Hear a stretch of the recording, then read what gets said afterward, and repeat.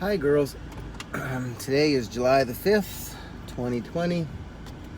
I'm just leaving the place where I work because I have this kind of weird arrangement with the place that I work where I have a regular job there during the week in the human resources department, and I know you're not going to know what that is, and to be honest with you, sometimes I'm not sure I know what it is.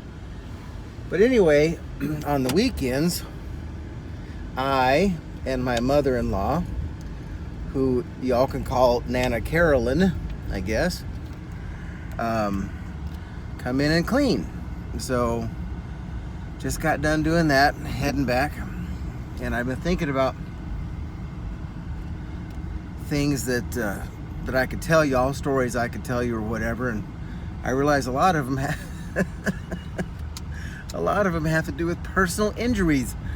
I don't know why that is. I don't know if it's because those are kind of the big moments in your life, the things that make a firm memory. I don't know. So anyway, but I was thinking that I might do, when I don't have any other fresh things to tell you about, that maybe I would start telling you a little autobiography. And so what a biography is a story. It's about somebody's life, and an autobiography is a story about your own life. So I just thought I might start at the beginning and tell you some stories about me growing up and that sort of stuff like that, and maybe some things that go along with that part of history, because I realize, obviously, to you, I'm this ancient old guy, and when I tell you the year that I was born, it's going to seem like I might as well have been born, 300 years ago. So, but anyway, there we go. But what I was going to say is, though, to me, life has seemed very short, and it goes by really fast. Always remember that. Okay, so I was born on June the 16th, 1963. So that means that 2.5 weeks ago, I turned 57. My parents' names, and you've met both of them, were Janet and Doug Walker. When I was born, my parents are pretty young, because my brother, Uncle Joel, was born when Mama, I don't know why we called our parents by their first names, but we called them Janet and Duggar.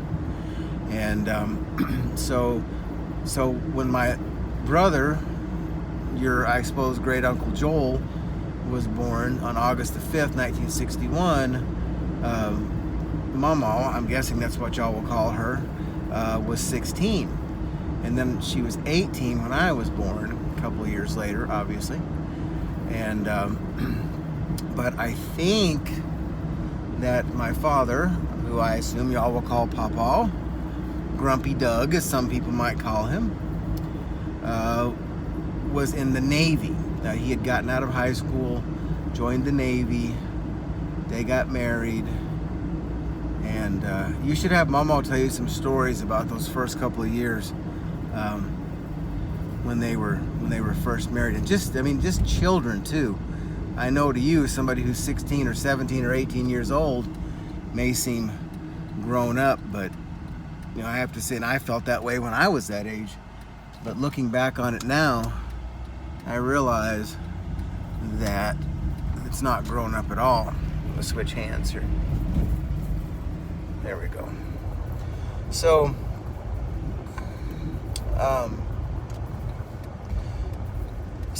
okay.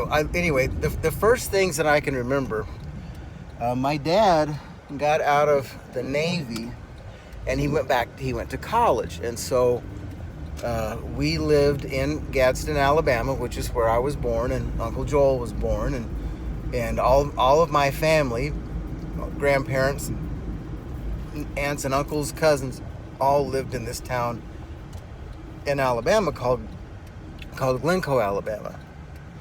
And so, like, some of the first things I can remember about this place, because I was really, again, I was like your age, if not younger, but I remember we lived in this house, this apartment above a garage, basically, and it belonged to this lady that named Miss Chestine.